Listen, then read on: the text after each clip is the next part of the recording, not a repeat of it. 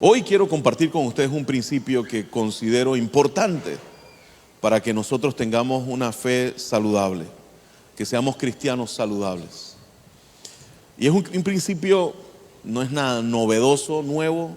Si usted tiene tiempo viniendo a una iglesia, quizás no es la primera vez que lo va a oír, pero tengo en mi corazón profunda convicción, tengo la seguridad de mi corazón de que este mensaje es lo que Dios quiere que hoy nosotros escuchemos. Como mensajero me toca no crear el mensaje, sino entregar un mensaje. Y el mensaje no es de Raúl, el mensaje es de a quien sirvo, del Señor para ustedes.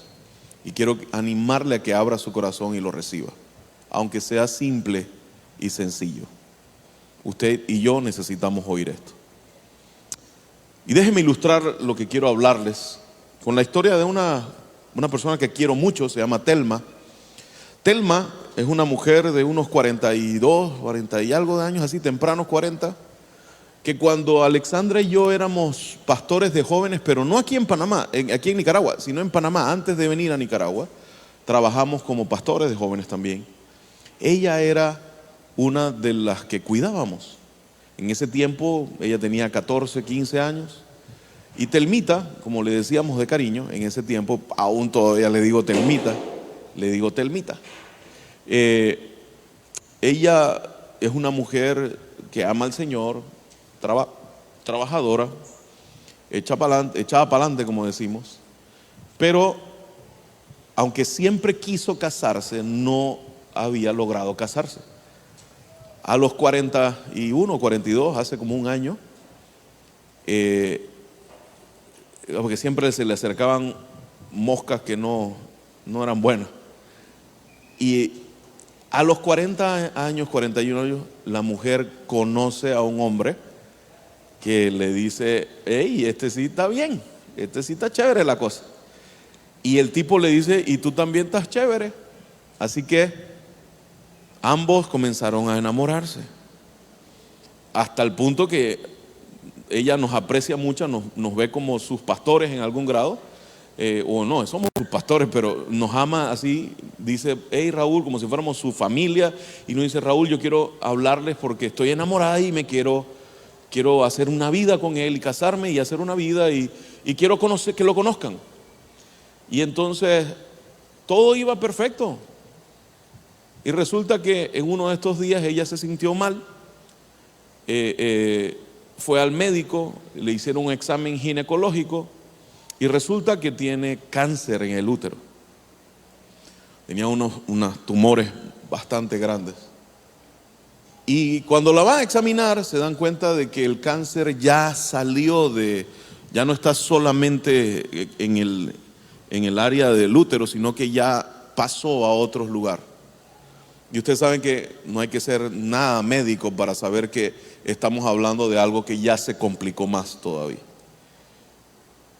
Y cuando todo parecía que ya va resolviéndose, resulta, que su deseo de casarse y de tener hijos resulta que surge esta enfermedad y le tienen que remover todos sus órganos internos para salvarle la vida. Y después le dicen: tenemos que también hacer quimioterapia y radioterapia y se le cae el pelo y comienza todo ese proceso. Yo me acuerdo cuando ella recibió la noticia, eso fue como si la hubiera atropellado, no un camión o un bus, sino como un tren la hubiera atropellado, porque es una noticia devastadora. ¿Saben? Así hay muchas cosas que son problemas que nos enfrentamos que nos superan a nuestra capacidad de resolverlos. Todos los días enfrentamos problemas, todo el tiempo. Pero hay problemas que cuando los enfrentamos tenemos recursos o capacidad de enfrentarlos. Pero hay problemas en nuestra vida que nos vamos a enfrentar o nos estamos enfrentando que no tenemos recursos, no hay correspondencia en lo que yo tengo para hacerle frente al problema. El problema de hecho me duplica, me sobrepasa, me arrolla. Problemas como el que estoy diciéndole de Telma. Pero también pueden ser problemas económicos. También pueden ser problemas en tu relación de pareja, o tu relación de padre o de madre, o tu relación laboral, o en tu relación con tus familiares o tus vecinos. También puede ser en problemas de seguridad, de sentirte seguro y confiado y tranquilo en muchos sentidos. Y miren, y a veces ni siquiera es algo directamente con uno, pero es una persona que uno ama. Por ejemplo, yo tengo dos hijos, Nicky y Raúl, que les mandan saludos. De hecho, Raulito me está diciendo: papá, cómete un quesillo en mi nombre. Imagínense lo que está pensando este muchacho, quesillos. No me mandó saludos por nadie, me dijo: saluda un quesillo, dale un besito de mi parte. ¿Sabe? Pero si a mis hijos me llamaran ahora mismo y me dijeran que tienen un problema, se convierte automáticamente en mi problema. O sea, yo me voy a preocupar. ¿Por qué? Porque son mis hijos que amo. Y a veces los problemas vienen de manera indirecta, que también te abruman y te complican la vida. ¿Qué hacer con ellos? Hoy yo quiero hablarles de una historia bíblica, porque yo no quiero hablarle de Telma, ni de Raulito, ni de Raúl. Yo quiero que usted aprenda el principio bíblico. Y por eso quiero invitarle que vaya conmigo a Segunda de Crónicas, capítulo 13. Por favor, Segunda de Crónicas, capítulo 13. Ahí está la historia de la vida de un rey que no es muy famoso. Es un bisnieto de David, el rey David. Ese sí es famoso, todos conocemos al rey David, el que mató a Goliat, ¿verdad? David tuvo un hijo, bueno, tuvo muchos hijos, pero uno se llamó Salomón. Y ese fue el que le sucedió en el trono, que fue rey después de él. Salomón tuvo también otro poco de hijos, pero tuvo uno que lo sucedió en el trono, que se llamó Roboam. Cuando Roboam agarra el reino, hay una revuelta y el reino se parte por la mitad y se crea el reino del norte, y Roboam, el hijo de Salomón, nieto de David, se queda con el reino del sur. Y ahí se divide el reino.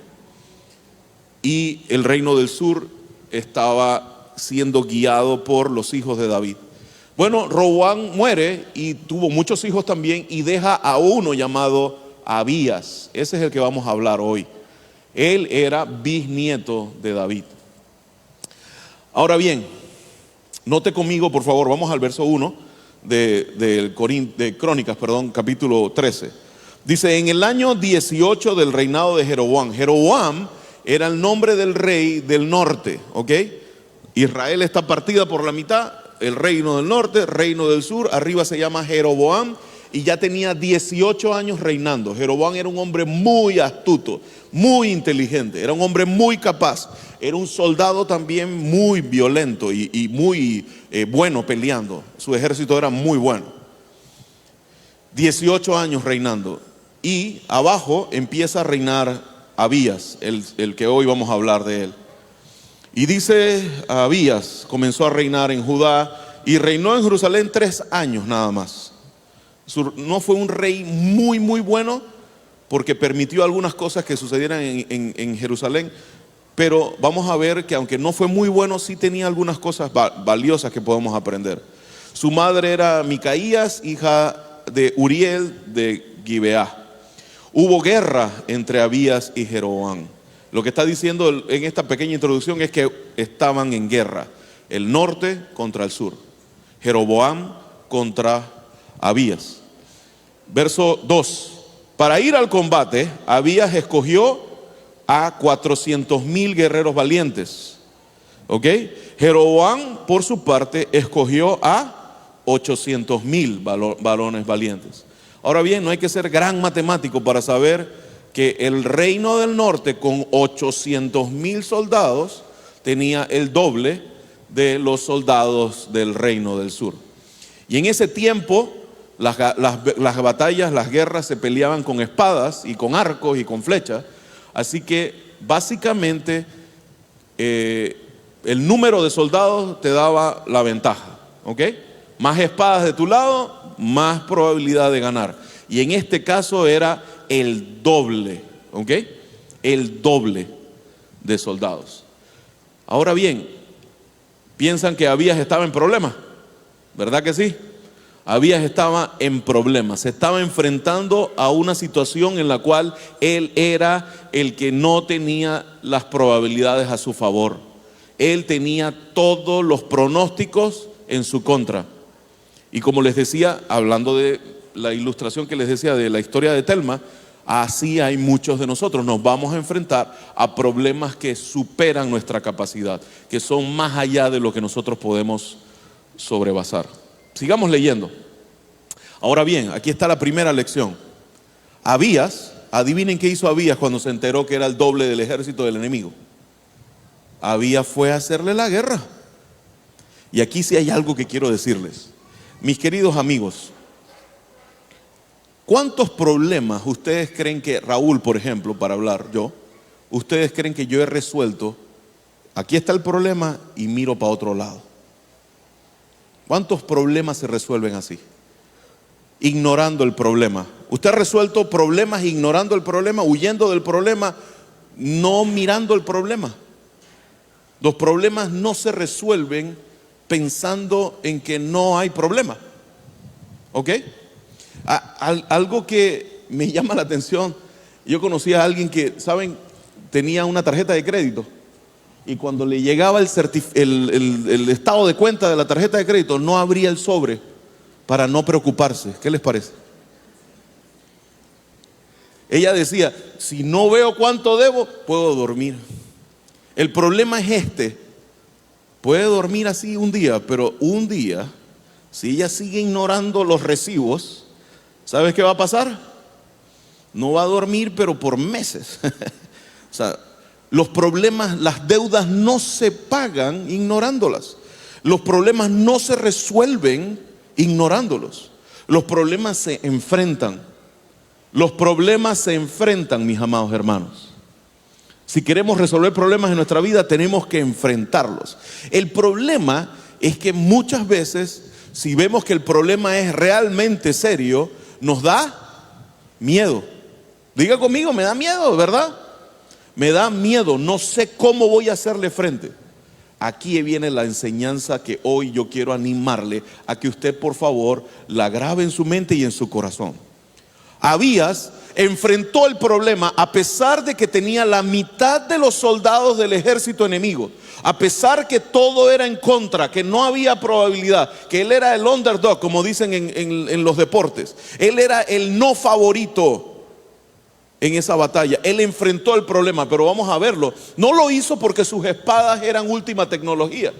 No lo hizo porque las armaduras de sus soldados eran de mejor calidad. No lo hizo porque él tenía algún arma secreta. No, absolutamente. Vamos a ver por qué. O él sí enfrentó el problema.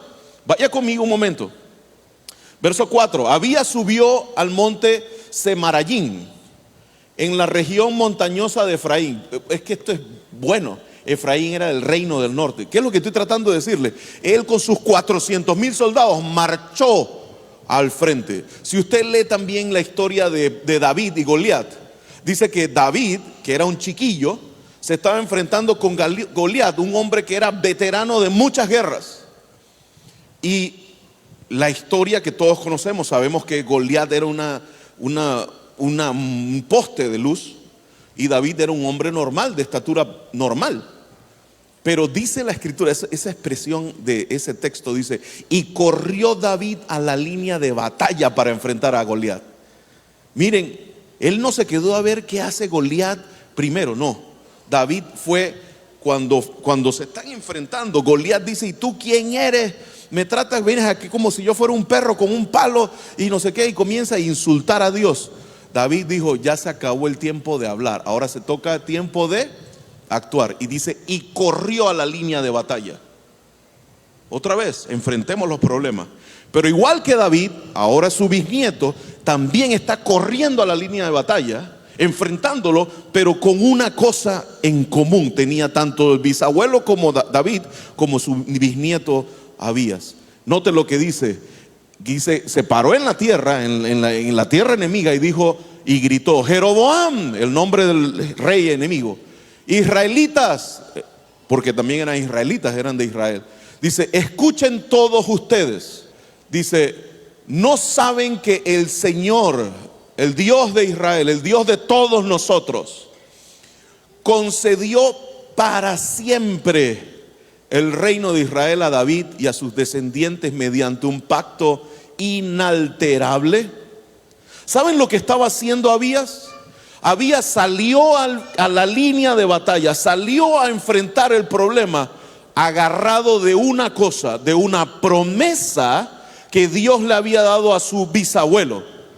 Dios le dijo a David: yo daré un trono permanente a ti y a tu descendencia. Abías era descendiente directo de David, era el bisnieto. Así que Abías sabía que esa promesa que Dios le había dado a su bisabuelo era una promesa que era para su abuelo, que era una promesa para su papá, que era una promesa para él y que sería una promesa para sus hijos y sus nietos. Él dijo: Dios nos ha dado una palabra y esa palabra es inalterable. Es una palabra que no cambia. Dios no es hombre para mentir, ni hijo de hombre para arrepentirse. Dios dijo y Dios hará. Se seca la hierba, dice el profeta Isaías, se marchita la flor, pero la palabra de nuestro Dios permanece para siempre. Si usted nota, Abías agarró y dijo: yo voy a salir adelante. ¿Saben por qué yo voy a ganar? Es lo que estaba diciéndole. No peleen. Él le está diciendo: no peleen porque van a perder. Miren qué arrojado era este hombre. Estaba diciéndole a un soldado como Jeroboam, que era muy valiente, era un general muy importante y valiente y inteligente, y a un ejército que lo doblaba en cantidad de hombres. Sin embargo, él les dice, y desde el capítulo, ese es el verso 5, y después comienza a decirle hasta el 12, ¿por qué no debían pelear? Y la razón es esta: es que Dios me prometió a mi abuelo y a mí y a mi papá y a mi bisabuelo que este era el verdadero reino, y ustedes se están oponiendo, están yendo en contra de Dios. La palabra de Dios dice esto. El hombre se amarró de una promesa. Y aquí está el primer principio. Enfrenten los problemas, les hablaba hace un momento, pero no los enfrenten en su propia fuerza. No los enfrente con su propia inteligencia. No los enfrente con sus propios recursos. Porque ¿qué pasa si tus recursos, tu inteligencia y tu fuerza es lo único que tienes y estás enfrente de un problema que te sobrepasa? Es cuestión de tiempo para que se te acaben tus recursos. Porque los tuyos son limitados, finitos. No son eternos. Pero Abías sabía que Dios había dado una promesa. Miren, en mi vida yo he tenido un montón de eventos en donde me he sentido así, con todas en contra, con todo en mi oposición, con el viento no a favor, en contra también. Y es ahí donde la palabra de Dios viene y alienta mi alma.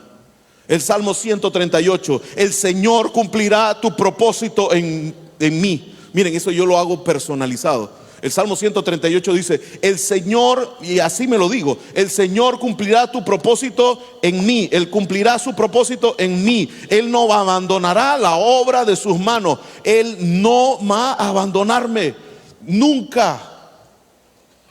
¿Qué pasa cuando estoy frente a una situación? Me acuerdo de eso. Cuando estoy en un momento crítico. Yo recuerdo en el 2006, le comentaba eso a la iglesia antes. En el 2006 ya yo estaba trabajando aquí, teníamos 2 años de tener a Osana Masaya. Y ya tenía 7 años de estar en Nicaragua. Mi esposa y yo somos panameños, vinimos en el 99 aquí a Nicaragua, enviados por la iglesia de Panamá. O sea, nuestro sustento, nuestro salario, para hablar en términos del trabajo, nuestro salario no era de la iglesia de Managua ni de Masaya. No recibíamos dinero de aquí, la recibíamos de la iglesia de Panamá. Esa era la forma en la cual también la iglesia de Panamá apoyaba a la iglesia de Managua, de Masaya, pagando el salario del pastor. Pero en Panamá en el año 2006 hubo una crisis en la iglesia de Panamá. Gracias a Dios no había problemas en Managua ni en Masaya, pero en la iglesia de Panamá hubo una crisis. Y una parte de la iglesia, se dividió la iglesia, y una parte de la iglesia que daba buenas ofrendas a la iglesia, se fue de la iglesia. Y la iglesia, sus ingresos se mermaron de una manera muy, muy difícil. Y el pastor de la iglesia de Panamá me escribe y me llama y me dice: Raúlito, quiero informarte, porque no me estaba preguntando si yo quería o no. Quiero informarte que no vamos a seguir dándote dinero.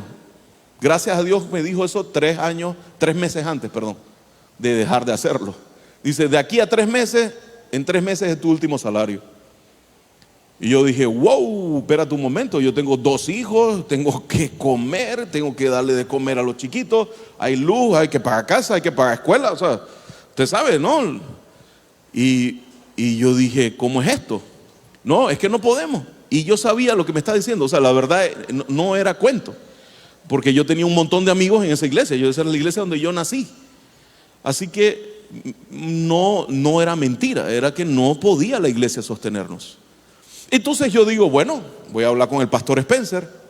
Y le digo: hermano David, mire, hay una crisis en la iglesia, me acaban de llamar, me dice que no vamos a dar salario. Entonces yo esperaba que él me dijera: bueno, Raúl, tranquilo, mira, de la iglesia de Masaya te vamos a dar una ofrendita, y de la iglesia de Managua te vamos a dar otra, y no hay problema, y ya tengo mi salario. Y el hermano David no me dijo eso. Y yo dije: pero entonces, ¿qué vamos a hacer?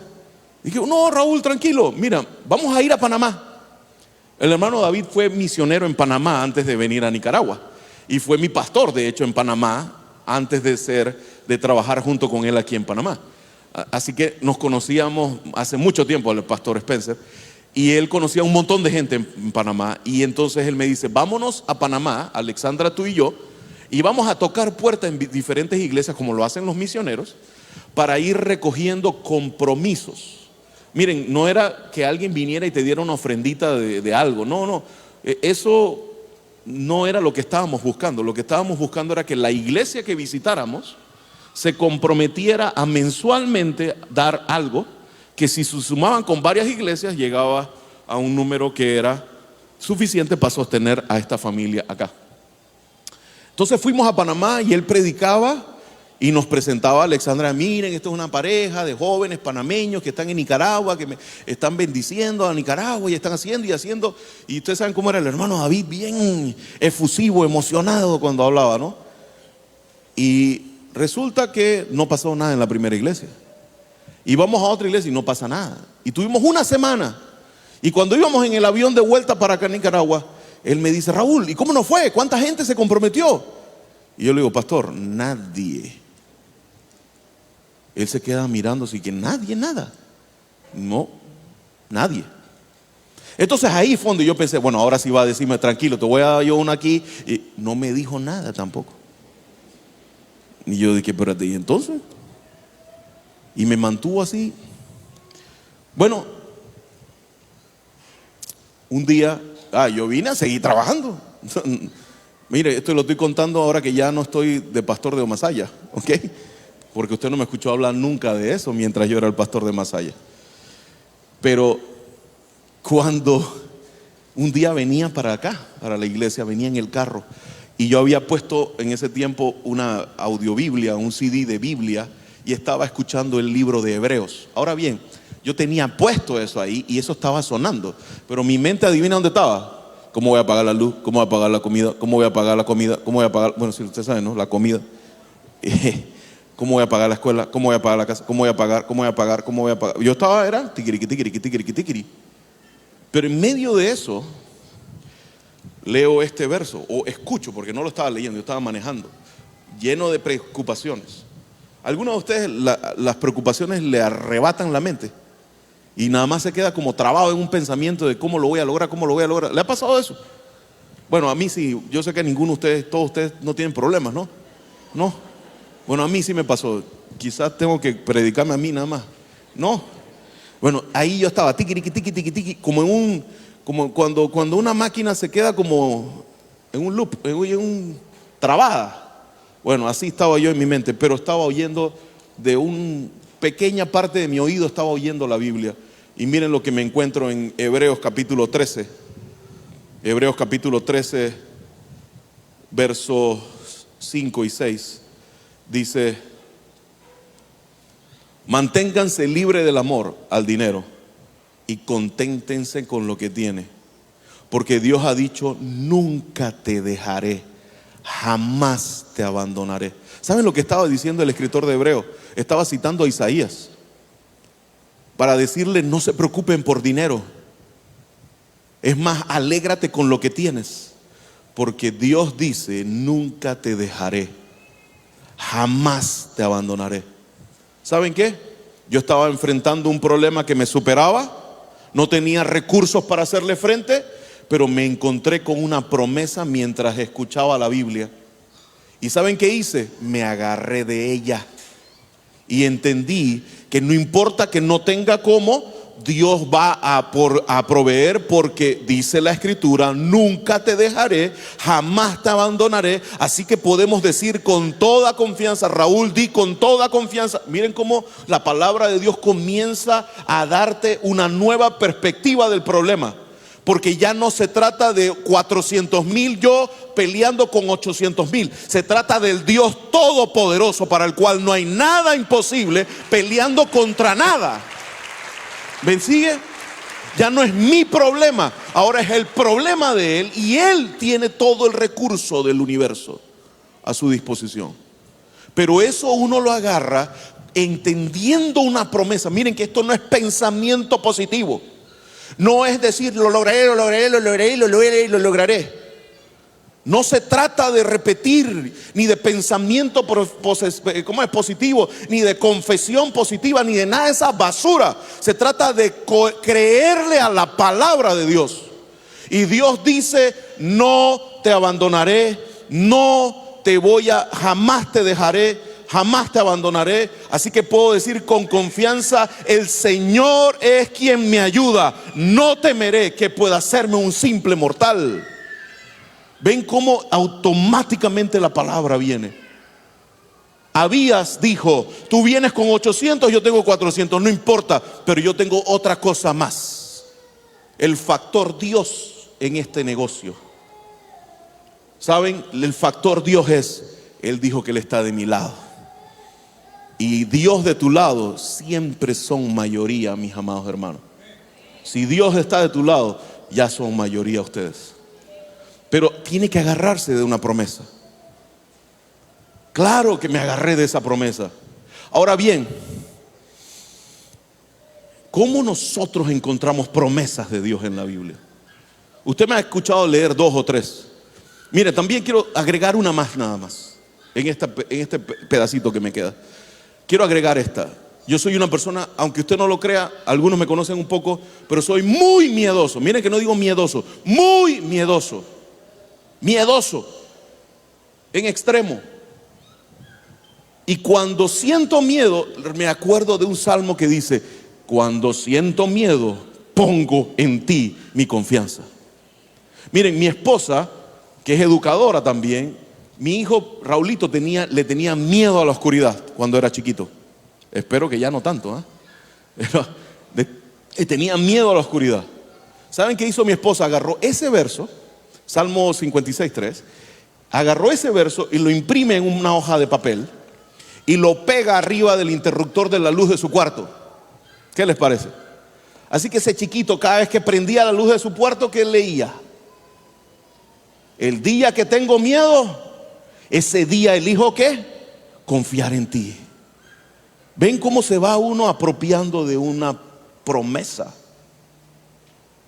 Ahora bien, ¿cuál es la lucha que usted tiene? Miren, usted me ha escuchado esto decirlo 1,000,000 de veces. Si usted ha venido a esta iglesia cuando yo estaba en esta iglesia o me ha escuchado predicar, le he dicho 1000 veces, lea la Biblia. Miren, no hay manera de enfrentar los retos que nos sobrepasan con fuerza de voluntad. Esto no se trata de qué tan fuerte es tu músculo. Esto no, ya les dije, no se trata de pensamiento positivo ni de buena actitud en el sentido natural humana. Esto se trata de a qué le estás creyendo. ¿A qué le estás creyendo? Y necesitas una promesa de Dios en tu vida. Alguien dijo que hay 8,000 promesas, alguien dijo que eran 7,000, otros dijeron que 5,000. He escuchado a gente que dice que 3,000. Miren, la verdad es que eso varía dependiendo de qué definen como promesa. Lo único que nadie sabe con certeza cuántas promesas son en la Biblia, pero sí te puedo decir algo: nunca, ninguno de los que estudian o han contado promesas llegaron a 6 o a 7, ni siquiera a decenas, ni siquiera a centenas. Todos están de acuerdo que la Biblia tiene más de 1,000 y tantas promesas, más de miles de promesas. La pregunta es: ¿cuál es la tuya? ¿Tienes una promesa de Dios para tu vida? Si no tienes una promesa de Dios, te faltará realmente la fe para enfrentar el problema. Y si tú estás al frente de un problema y te falta fe, el ajuste que tienes que hacer es lectura bíblica. ¿Ok? Ahora bien, quiero decirles algo. Aún teniendo una promesa de Dios, aún teniendo una palabra de Dios, ¿saben qué hacen los problemas con eso? ¿Ustedes creen que los problemas desaparecen porque ya te aprendiste un versículo bíblico? ¿Usted cree que los problemas se van a resolver porque usted se aprendió un versículo bíblico? Diga no, por favor. No, no estoy esperando que diga amén. No, amén, pues. Diga no. Los problemas no se resuelven. Pastor, pero yo pensé que yo venía a la iglesia para que me animara. Le estoy diciendo que lea la Biblia, pero no me quiero quedar ahí. ¿Saben qué pasó cuando Jeroboam escuchó a Abías decir que Dios le había prometido a él que él iba a ser el rey y que nadie lo iba a sacar de su trono, porque era una promesa firme, permanente, inalterable, que no cambiaba, que Dios le había dado a su bisabuelo y que a su abuelo y a su papá y a él y a sus hijos? Bueno, ¿saben qué hizo Jeroboam? Hizo algo que cualquier problema hace cuando quiere ser problema. ¿Qué hacen los problemas cuando están siendo problemas? Dan problema. ¿Y saben qué hizo Jeroboam? Dijo: hey, ven acá, general, uno de sus generales. Mira, él está ahí hablando, ¿no? Pero tú vas a agarrar una porción de nuestro ejército y te vas a ir por la retaguardia. ¿Ok? Y mientras él está dando su discurso de que Dios le dijo y que Dios le dijo y que Dios le dijo, tú le vas a reventar por la retaguardia y yo voy a atacar por el frente. Y lo que vamos a hacer es que cuando traten de huir, se vuelan. Y si se tratan de enfrentarme, me lo vuelo. Acuérdense, él tenía el doble. Porque los problemas no salen huyendo. ¿Saben qué pasa cuando yo ignoro un problema? El problema crece. El problema se hace más severo. Los problemas no se resuelven ignorándolos, ya se los dije. Pero tampoco se resuelven solamente aprendiéndome un versículo. Hay algo más que tengo que hacer. ¿Ok? Confiar en Dios no es aprender un versículo bíblico. Confiar en Dios es en medio de la primera parte es tener una promesa, pero lo segundo es actuar, y vamos a ver qué va a pasar aquí. Miren esto, lea conmigo. Vaya por favor, segunda de Crónicas, capítulo 13, ahora, el verso 13. Vaya conmigo al 13. Dice: para tenderle una emboscada a Abías, Jeroboam situó parte de sus tropas detrás del ejército de Judá. Recuerden, Abías está subido a un monte diciéndole todas las promesas que Dios le había dado a él y a su descendencia y a su ascendencia. Pero Jeroboam no perdió el tiempo y dijo: sí, vamos a ponerle una emboscada, mientras que el resto de las tropas lo mando al frente. O sea, él dice: tú atacas por atrás y yo ataco por delante. Verso 14. Cuando los de Judá, o sea, Abías, se dio cuenta, miraron hacia atrás y se dieron cuenta de que los israelitas los atacaban también por la retaguardia. Entonces, ¿qué hicieron? Por favor, lea conmigo eso. ¿Qué hicieron? Clamaron al Señor. Aquí está la segunda cosa. Miren, la Biblia dice que la fe viene por el oír y el oír viene por la palabra de Dios. O sea, la fuente de la fe que usted tiene en su corazón. Por eso le decía, si usted no tiene fe, lo que tiene que ajustar es su tiempo de palabra de Dios. O sea, cuánto usted invierte en leer la Biblia. Y es triste, miren, ahora en Netflix y en todas las series de estas podemos sentarnos a ver 16 capítulos de una serie en 2 días, ¿sí o no? No, nadie ve eso, pues, está bien. Hay gente que ve 4 o 5 capítulos de la serie, y si la cosa termina en el 5.º capítulo buena, ven la 6ª. ¿Por qué? Porque queremos verlo, pero no terminamos ni un capítulo de Jeremías, ni un capítulo de Lucas. ¿Qué les parece? Nos demoramos horas viendo televisión, no podemos invertir minutos leyendo la Biblia. Si usted quiere tener fe, necesita aumentar su tiempo de exposición a la palabra de Dios. Ahora bien, la fe viene por la palabra, pero hay algo que dijo Jesús a sus discípulos. En Mateo él dijo: velad y orad para que no entréis en tentación. El espíritu a la verdad está dispuesto, pero la carne es débil. ¿Saben qué estaba diciendo Jesús? La oración te va a dar algo más. Es que te va a dar la fuerza para preservar esa fe. Y si usted tiene, mire, y esta es la realidad, yo conozco en mi caminar como cristiano un montón de cristianos que tienen una fe sincera, una fe genuina, una fe auténtica, una fe real, pero cuando se enfrentan al problema se desmoronan. Le dan una noticia, se quiebra. Aunque su fe es genuina, su fe es de verdad, creen en el Señor, frente al problema que los supera, se desanima y se pierde, y actúan idéntico como si no hubieran conocido nunca al Señor. ¿Por qué? Porque aunque tenían fe, no tenían fuerza para perseverar en esa fe. No tenían los elementos para perseverar, para cuidar la fe. Y eso lo encuentras una y una sola manera: es orando. La oración preserva la fe que adquieres a través de la lectura de la palabra de Dios. Y eso es lo que pasó aquí. Él tenía una promesa y se agarró de esa promesa. Pero ¿qué hizo el problema con esa promesa? Nada. El problema dijo: voy a hacer más problema ahora. Y ahí está, ataca. Y cuando se vio en medio del ataque, él hizo una cosa: no fue a pelear. Miren qué importante es esto, porque esa es la otra cosa. Somos rápidos para tratar de resolver los problemas por nosotros mismos. La oración no puede ser nuestro último recurso, sino nuestra primera opción cuando estamos frente a una situación que nos sobrepasa. Judá vio que los estaban atacando por la retaguardia, que venían por delante. Ellos lo que hicieron fue clamaron a Dios. Y interesante, habían llevado a los sacerdotes con las trompetas, que era una forma de adoración en medio del combate, y tocaron las trompetas. Ellos oraron y adoraron a Dios en medio del asunto, porque la oración preserva la fe. Miren, si tú eres un creyente que tiene fe, pero frente al problema no tiene fuerza, lo que tienes que ajustar es tu tiempo de oración ahora. ¿Me sigue?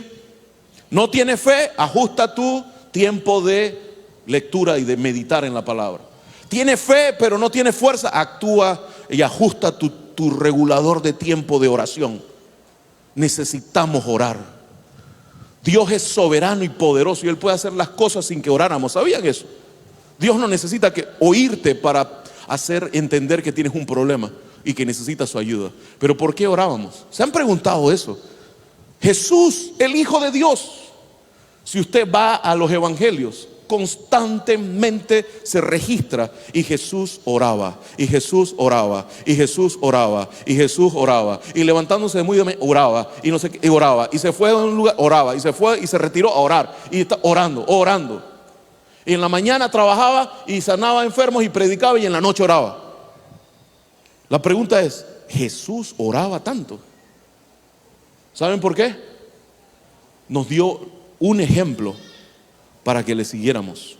La oración no puede ser opcional en la vida del creyente. Necesitamos pasar tiempo. ¿Se acuerdan cuando estaba siendo tentado en capítulo 4 de Lucas? Dice que vino Satanás y lo tienta. Él que responde con la palabra, pero estaba agotado, y dice que comenzó a orar. Y vinieron a traerle auxilio los ángeles. En el Getsemaní decía: Señor, yo sé que tu voluntad es que yo muera mañana, pero si se puede no lo hagamos. Pero le faltaba fuerza. ¿Y qué estaba haciendo? Orando.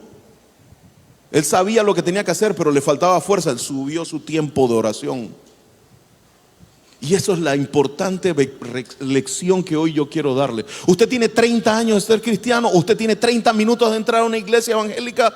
Igual te digo, mi amigo, necesitas orar y leer la Biblia si quieres tener éxito en este mundo, porque una y otra vez nos enfrentamos a problemas que nos sobrepasan. Lea conmigo ahora el resto.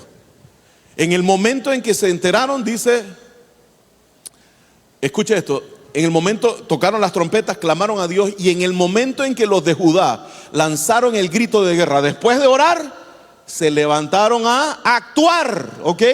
Dice, lanzaron un grito de guerra. Lea conmigo. Dios, léalo por favor conmigo, Dios derrotó a Jeroboam. Ahora bien, la pregunta capciosa aquí es, ¿quién derrotó a Jeroboam? ¿Por qué no dice Abías? ¿Por qué no dice que los 400,000? Es Dios quien derrotó a Jeroboam. ¿Por qué? Porque Jeroboam le creyó a la promesa que Dios le había dado a su bisabuelo, y porque Jeroboam clamó a Dios cuando la cosa se puso color de hormiga. ¿Sabe? Aquí aprendí un dicho. Dice, no es lo mismo verla venir que hablar con ella. ¿Se acuerdan de eso? No. Es bonito y declarar versículos bíblicos con tan lejos. Es facilito.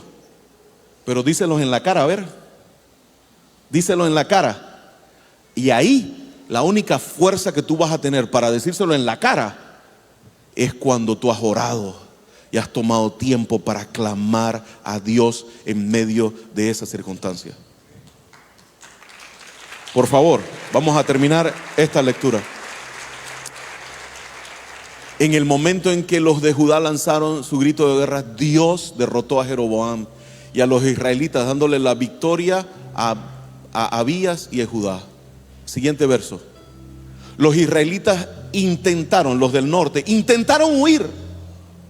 Pero léalo por favor conmigo. Dios, diga conmigo, Dios los entregó al poder de Judá. Noten que el cronista, el que está escribiendo esta historia, está clarito. ¿De dónde vino la victoria? De las espadas filosas de Abías, de la alta tecnología de los cascos y armaduras de los caballos briosos, o de las flechas que volaban rápido. No había flecha, ni arco, ni caballo, ni casco que lograra esto. Fue Dios quien les entregó al enemigo, al poder de Judá. Abías y su ejército les ocasionaron una gran derrota, matando a 500,000 soldados. Imagínense, 500,000 de esos soldados murieron, selectos de Israel. En esa ocasión fueron humillados los del norte, mientras que los de Judá salieron victoriosos porque confiaron ¿en quién? En el Señor, Dios de sus antepasados. Y usted puede salir victorioso. Escuche lo que Dios tiene hoy para nosotros. Tú puedes salir victorioso de esa circunstancia que aparentemente está todo en tu contra, que estás en desventaja, que parece imposible, que parece que no hay más. Tú puedes salir victorioso, pero no si te apoyas en tu propia inteligencia, ni sabiduría, ni recursos, ni en quien conoces, ni si tienes inteligencia si confías en la palabra de Dios y si clamas a Dios, Él va a estar de tu lado y con Él tú eres mayoría. Él te va a dar la victoria. Y miren el resumen que hace. Dice, los de Judá salieron victoriosos porque confiaron en el Señor. Y ahí está en resumen lo que hoy quiero decirle. No confíes en otro, confía en el Señor. Proverbios 3, 5 y 6. Confía en el Señor con todo tu corazón y no te apoyes en tu propia inteligencia. Reconócelo en todos tus caminos y Él allanará tus sendas. ¿Saben la palabra allanar? ¿Saben qué significa? Es que si el camino tiene un vado o un valle, allanarlo significa rellenarlo de tal manera que quede planito. O si el camino tiene una montañita o un obstáculo, significa que remueves eso de tal manera que quede planito otra vez. Hey, yo no sé si usted entiende qué chévere es caminar en la llanura, en lo planito. A veces estamos caminando cuesta arriba, pero porque estamos basándonos en nuestra propia opinión, nuestra propia capacidad. Pero si ponemos a Dios y no confiamos en nosotros, sino que confiamos en Él, vamos a caminar por la sombra, vamos a caminar por lo llano, vamos a caminar por donde Él ha diseñado que caminemos. Por favor, póngase de pie. Le ruego que cierre sus ojos ahí donde está. Y si usted tiene una situación difícil, una situación en la cual usted dice: pastor, yo estoy peleando no contra 800,000, sino contra 8 millones de soldados. Me superan 10 veces, 20 veces. La buena cosa es que si tú vas solito, estás perdido, amigo, amiga. Pero si confías en Dios, tú y Dios son una multitud, es lo que quiero decirte. Tú y Dios, una multitud. No te apoyes en tu propia capacidad.